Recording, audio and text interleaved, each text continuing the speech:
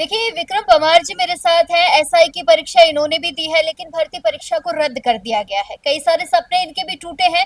एक बार इनसे बात करते हैं कि क्या कुछ शिकायतें हैं इनकी। विक्रम जी, क्या कहना चाहेंगे और किसको कहना चाहेंगे आज? जी मैम, थैंक यू, आपने हमें यहाँ बोलने का मौका दिया मैम। सबसे पहले ये मैं बताना चाहूँगा मैम, ये भर्ती नहीं है, ये अपॉइंटमेंट मैटर है। मतलब भर्ती प्रोसेस जब होता है कि जब आरपीएससी ने एग्ज़ाम प्रोसेस हो, जब आरपीएससी ने रिकमेंडेशन दे दी हमारी, और उसके बाद हमारी ट्रेनिंग पूरी कंप्लीट हो गई। अक्टूबर में हमारे 2 इयर्स कंप्लीट हो जाएंगे मैम। तो ये भर्ती नहीं है, अभी ये हमारा अपॉइंटमेंट है मैम। और ये इसमें मैम जो भर्ती होती है, इसमें 4 फेज होते हैं। सबसे पहले रिटर्न एग्जाम होता है, उसके बाद फिजिकल होता है, उसके बाद इंटरव्यू होता है, लास्ट में मेडिकल होता है। जो मेडिकली फिट होते हैं वो ही सब इंस्पेक्टर बन सकते हैं। तो जो सेग्रीगेशन की बात करें तो बहुत सारे ऐसे जो कैंडिडेट थे जो अनफेयर मीन्स में इन्वॉल्व थे, वो बहुत सारे तो फिजिकल में ही आउट हो गए, फिर कुछ इंटरव्यू में रह गए, और कुछ मेडिकल एग्जाम में रह गए थे। तो मैं ये बताना चाहता हूँ कि ये जो मीडिया में आ रही है कि एक झालोर डिस्ट्रिक्ट के एक गांव से 6 सब इंस्पेक्टर का सिलेक्शन हुआ है, जबकि गवर्नमेंट ने एफिडेविट दिया है कोर्ट के अंदर 1 जुलाई 2025 को। उसमें बताया है कि ओनली 39 का जालोर से सिलेक्शन हुआ, पूरे डिस्ट्रिक्ट से ही, ना कि एक गांव से। और यही स्टेटमेंट अपने एक माननीय विधायक जी है, वो विधानसभा में बोलते हैं कि एक गांव के 100 थानेदार बन गए।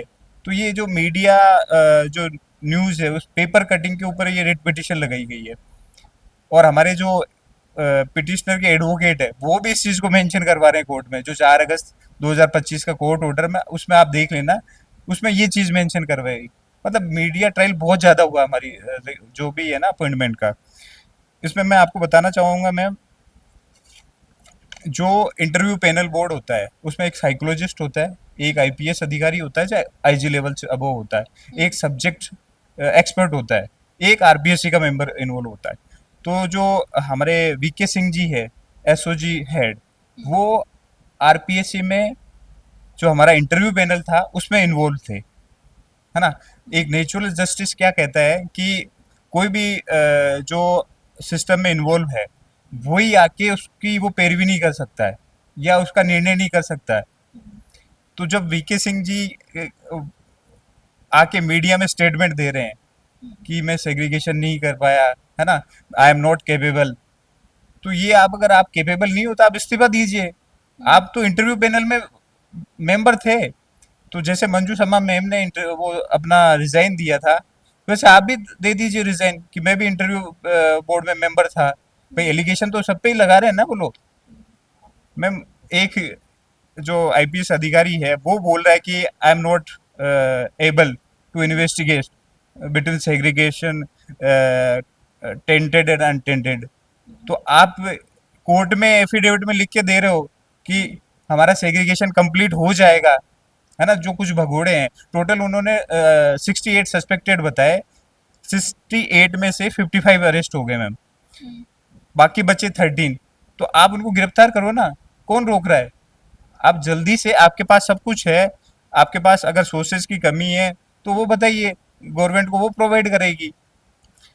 आप, अगर आप नहीं कर सकते हैं जांच, आप असक्षम है, आप बोल रहे हैं कि नहीं मैं आई एम अनेबल, तो आप सीबीआई को हैंड ओवर कर दीजिए, या अपना इस्तीफा पद से इस्तीफा दे दीजिए, सिंपल सी बात है। इसमें जो क्लियर लिख के दिया है, ये अपना 1 जुलाई 2025 को गवर्नमेंट ने एफिडेविट दिया है। वर्तमान में जारी जांच पड़ताल में प्राप्त सुरागों के आधार पर प्रमुख गिरफ्तारियां की जा चुकी है। अब जो आरोपी फरार है, यदि उन्हें शीघ्र गिरफ्तार कर विस्तृत पूछताछ की जाए तो उनके माध्यम से आगे कुछ और भी गिरफ्तारियां कर संभावित दोषियों को निर्दोष से पृथक करने की कार्रवाई लगभग पूर्ण हो जाएगी। मतलब सेग्रीगेशन विल बी कंप्लीटेड अगर ये अरेस्ट हो जाएंगे जो भगोड़े हैं। तो जहाँ सेग्रीगेशन पॉसिबल है वहां तो कैंसिलेशन होना ही नहीं चाहिए। यहाँ तो आप, गवर्नमेंट लिख के दे रही है कि टोटल 785 के खिलाफ कोई एविडेंस नहीं है। तो फिर नेचुरल जस्टिस तो यही कहता है ना कि 100 दोषी बच जाए, एक निर्दोष को पनिशमेंट नहीं मिलनी चाहिए। तो यहाँ तो 785 है। फिर ये, फिर मैं आपको बताना चाहूंगा मैम, एक मिनट, ये एफिडेविट है मैम, इस पे क्लियरली लिखा हुआ है मैम, अभ्यर्थी जिनके विरुद्ध कोई प्रमाण नहीं है, टोटल 785। जब 785 के आउट ऑफ 838 के, तो फिर आप 6% के चक्कर में 94% जो ट्रेनीज है, वो जो अपनी निष्ठा, ईमानदारी और उसके साथ तैयारी की, इतने 4 साल तक उन्होंने तैयारी की है, तो उनकी आप बलि क्यों चढ़ाना चाह रहे हैं?